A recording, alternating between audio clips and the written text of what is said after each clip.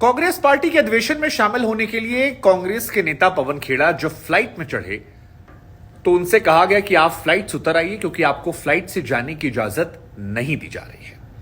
आप उतरिए, हम आपको अरेस्ट करने के लिए आए हैं। इसके बाद पूरे दिन आज हंगामा चला, लेकिन इस हंगामे पर हम जाएं, इस हंगामे के इर्द गिर्द जो कहानियां हैं वो आपको बताएं, उससे पहले इस घटना के पीछे की कहानी क्या है वो आपको समझाते हैं। अटल बिहारी वाजपेयी अगर जेपीसी बना सकते हैं तो नरेंद्र गौतम दास मोदी क्यों नहीं बना सकते? नहीं, नरेंद्र दामोदर दास मोदी क्यों नहीं बना सकते? हाँ, नाम भले ही नरेंद्र दामोदर दास मोदी हो, लेकिन काम तो गौतम दास मोदी वाले हैं। यही वो बयान था जो पवन खेड़ा ने एक प्रेस कॉन्फ्रेंस में दिया था और उसके बाद बीजेपी उन पर हमलावर हो गई थी। तमाम तरह के उन पर आरोप लगाए थे। कहा कि जो व्यक्ति शीला दीक्षित की चमचागिरी करके सियासत में इतना बड़ा हुआ, वो आज प्रधानमंत्री को उनके पिताजी के नाम पर कटाक्ष कर रहा है, क्या यह सही है? और बहुत सारी बातें बीजेपी के नेताओं ने प्रेस कॉन्फ्रेंस में कही, जिसके बाद कांग्रेस के नेताओं ने कहा कि देखिए, सोनिया गांधी जी को भी कितनी सारी बातें कही गई और विदेशी महिला से लेकर तमाम अच्छे ऐसे शब्दों का इस्तेमाल किया गया जो सही नहीं है। बीजेपी वालों ने कहा कि आपने भी कहा था मौत का सौदागर। आरोप प्रत्यारोप इन दोनों के बीच में चल रहा था, लेकिन इस आरोप प्रत्यारोप के बीच में आज पवन खेड़ा की गिरफ्तारी ने नए सिरे से सवाल खड़ा कर। पवन खेड़ा के साथ ट्रैवल करने वाले पैसेंजर से बताते हैं कि 11:30 बजे के आसपास कुछ लोग पहुंचे, कहा कि सर आपको जाने की इजाजत नहीं है, आप नीचे आइए। पवन खेड़ा कहते हैं कि उनसे कहा गया कि आपका सामान जो है वो कुछ मिसप्लेस हो गया है। पवन ने कहा कि मेरे पास कोई सामान नहीं, फिर भी कहा आप उतरिए, आप फ्लाइट पे बोर्ड नहीं कर सकते हैं। सवाल पूछने पर कहा कि हमारे अधिकारी आएंगे, वो आपको बताएंगे। शुरुआत में कंफ्यूजन की स्थिति थी, फिर पता लगा कि असम पुलिस ने उनकी गिरफ्तारी के लिए यहां पर कदम बढ़ाए हैं। इससे पहले यूपी में, लखनऊ में और बनारस में उनके नाम पर एफआईआर हो गई थी। देश के कई हिस्सों में एफआईआर जो है वो हो गई है। लेकिन यहां से दो सवाल हैं जो लोगों के मन में चल रहे हैं। पहला सवाल ये कि क्या राजनीति में अस्तर गिराना अच्छी बात है?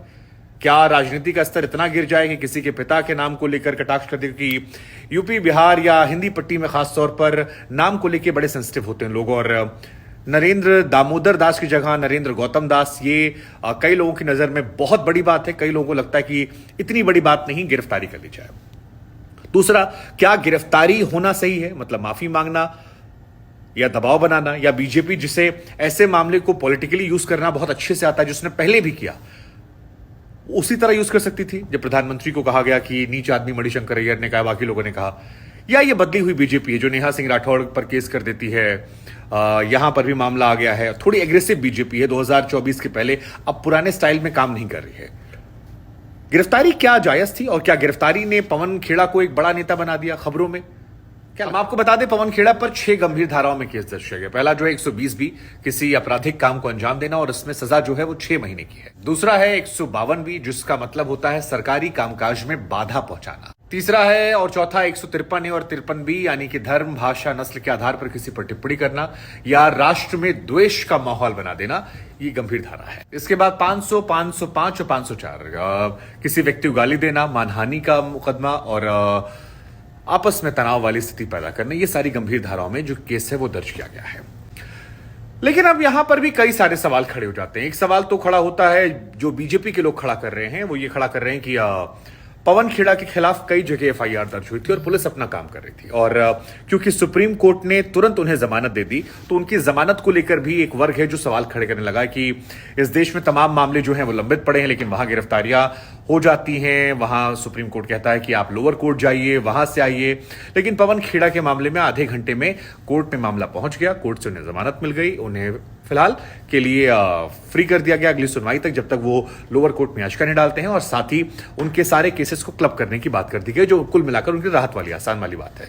तो इसमें कई लोग वो डायलॉग निकाल रहे हैं कश्मीर फाइल का कि सिस्टम जो है, सरकार भली हमारी हो लेकिन सिस्टम उनका है, और इस सिस्टम को लेकर किरण रिजिजू को बहुत सारे बीजेपी के जो लोग हैं वो टैग कर रहे हैं। लेकिन फिर मेरे मन में ये सवाल आता है कि चलिए ये तो कोर्ट का मामला, कोर्ट के मामले पर हम और आप टिप्पणी नहीं कर सकते हैं क्योंकि कोर्ट की अपनी एक प्रक्रिया है और उस पर विश्वास हम सबको करना चाहिए। कई बार क्या होता है, राजनीतिक भावना को लेकर लोग टिप्पणी कर देते हैं। जैसे बीजेपी वालों के पक्ष में फैसला है तो कांग्रेस कह देती है कि कोर्ट को इन्होंने कंट्रोल में कर रखा है, कांग्रेस के पक्ष में बीजेपी वाले कहते हैं। तो ये एक नया ट्रेंड चल रखा है जिस पर बहुत टिप्पणी करना अच्छी बात नहीं है। लेकिन इस मामले में गिरफ्तारी को लेकर मेरे मन में सवाल आ रहा है, क्योंकि इस देश में अगर बयानों पर गिरफ्तारियां होने लगी तो फिर इस देश में बहुतेरे बयानवीर नेता हैं जो आए दिन अनाप शनाप बोलते हैं और एक दूसरे पर बिलो दबल टिप्पणी करते हैं। तीसरी बात यह आती है कि अगर ये गिरफ्तारी हो रही थी तो क्या इसमें प्रधानमंत्री को जानकारी नहीं थी या गृहमंत्री को? मुझे लगता है यह संभव नहीं है, क्योंकि फ्लाइट में चढ़ने के बाद वहां से उतारा गया है और अगर सीआरपीएफ के लोग वहां पर शामिल हैं तो केंद्रीय गृह मंत्रालय को तो जानकारी होनी चाहिए। मतलब ये एक ऑब्वियस सी बात लगती है कि बिना जानकारी के इतना बड़ा कदम नहीं उठा सकती है सीआरपीएफ की तरफ से। असम पुलिस दिल्ली आती है, दिल्ली में आकर दिल्ली पुलिस से टाइप करती है, वो सीआरपीएफ टायर करते हैं, तो इसका मतलब सरकार की नजर में यह मामला जो था उनकी था और इस वजह से हुआ है। लेकिन आमतौर पर ऐसा देखा कि ऐसे केसेस के बाद व्यक्ति का कद बड़ा हो जाता है और क्या पवन खेड़ा का इससे कद बड़ा होगा या बीजेपी ने अपने स्टाइल ऑफ कैंपेनिंग चेंज कर दिया, जहां पर अब वो एग्रेसिव नजर आती है, काउंटर कर रही है। और सबसे बड़ा सवाल जो मेरे मन में आता है वो ये कि क्या राजनीति का ये स्तर सही है? बीजेपी, कांग्रेस, आम आदमी पार्टी, कोई भी नहीं, तो क्या आम आदमी पार्टी दिखाई पड़ा कल पार्षदों ने एक दूसरे को थप्पड़ मार दिए, बहुत सारी खबरें निकलकर सामने आ रही है। तो क्या राजनीति में अब बिलो द बेल्ट चीजें करना शोभा देता है राजनेताओं को?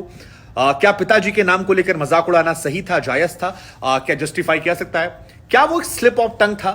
और क्या ये इतनी बड़ी घटना थी कि इसके नाम को लेकर 6 धाराओं में केस दर्ज होना और देश के राज्यों में एफआईआर होना और गिरफ्तारी तुरंत कर देना? मतलब कल शाम को ये एफआईआर दर्ज हुई और आज गिरफ्तारी के लिए पुलिस पहुंच गई थी।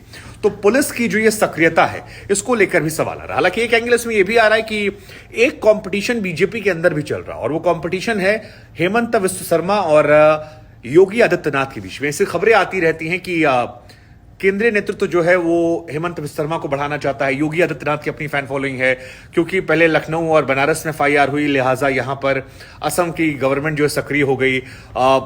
महाराष्ट्र के विधायक भी जब गए थे, आपको याद होगा, तो असम ही गए थे। तो हेमंत विश्व शर्मा की सक्रियता कांग्रेस कह रही है कि अपना नंबर बढ़ाने के लिए ऐसा कर रहे हैं। हेमंत विश्व शर्मा और योगी आदित्यनाथ को लेकर एक अंदर खाने राइवलरी की खबरें उड़ उड़कर आती है। बीजेपी नेताओं से भी अगर ऑफ द रिकॉर्ड बातचीत करेंगे, कितनी सही है कितनी गलत है ये हम आप पर छोड़ देते हैं, लेकिन जो ये घटना घटित हुई है ये सही है गलत है, इसका जवाब आप जरूर दीजिएगा और कमेंट जरूर करके बताइएगा कि आप क्या सोचते हैं।